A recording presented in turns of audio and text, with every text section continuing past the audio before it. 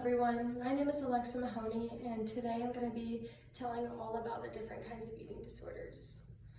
Eating disorders are very common, especially in adolescents and young adults, and they're much more common in females than males.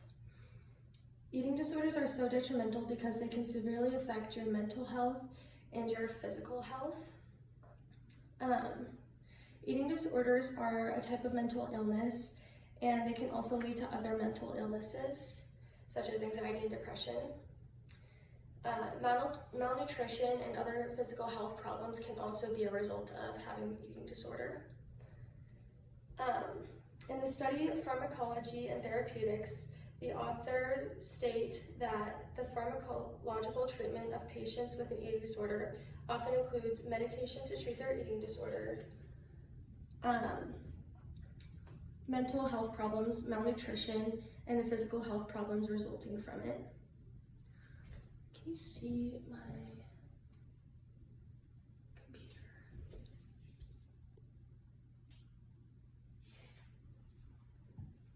Okay.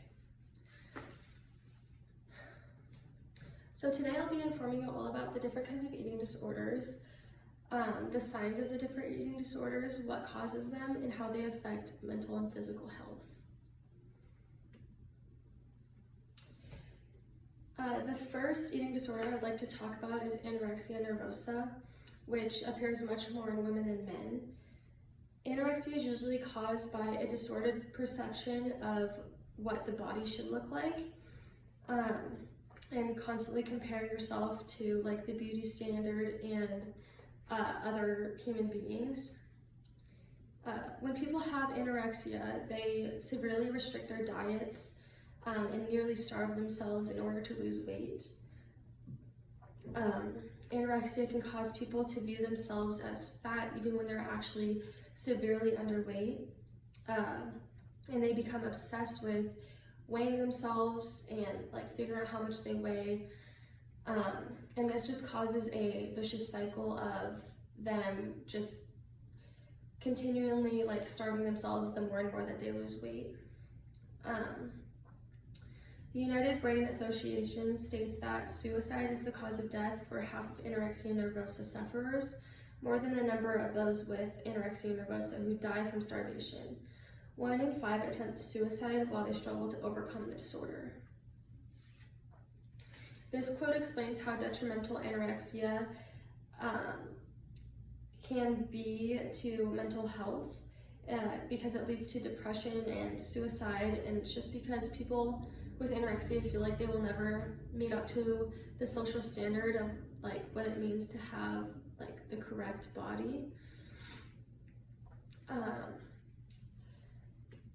The next eating disorder I'd like to talk about is bulimia nervosa.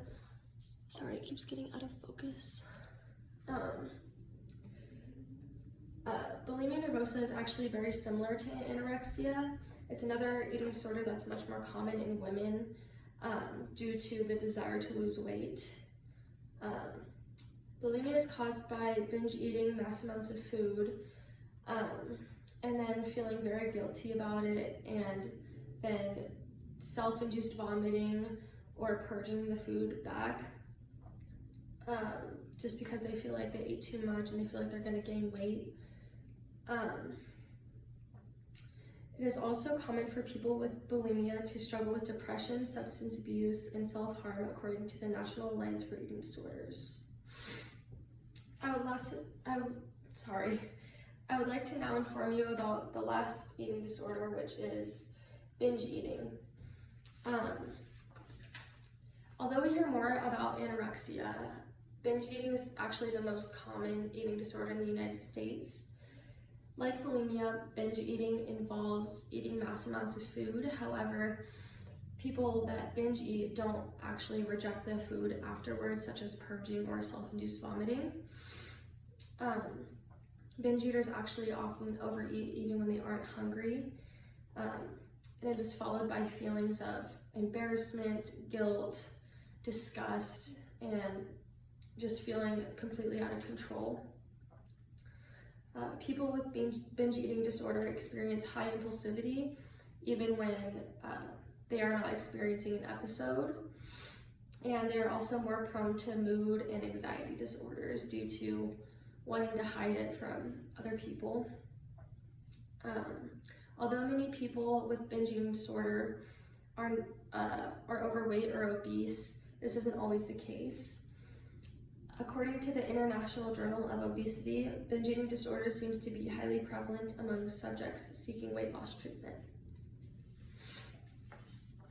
Although I've already talked about how eating disorders affect mental health, I would like to go more in depth on that subject.